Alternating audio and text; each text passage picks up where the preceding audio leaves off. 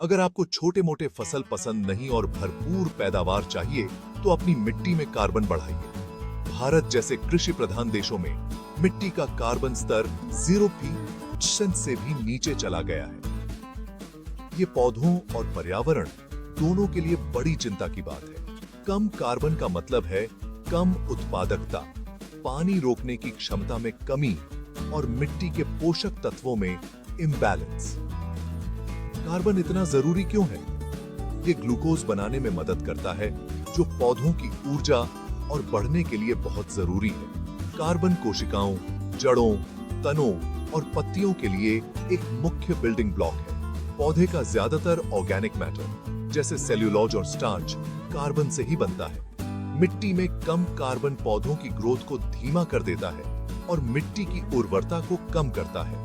तो स्वस्थ क्रॉपों और टिकाऊ पर्यावरण के लिए मिट्टी में कार्बन को बनाए रखना और बढ़ाना बहुत जरूरी है। अगर एवरेज फसल से आपका मन नहीं भरता और कम क्वालिटी की क्रॉप से आप परेशान हैं, तो आपको चाहिए गोपी बायो साइंस का पौधरस। बायो और केमिकल रिसर्च से बनाया गया पौधरस एक प्रीमियम प्रोडक्ट है जो कार्बन फॉस्फोरस से भरपूर है।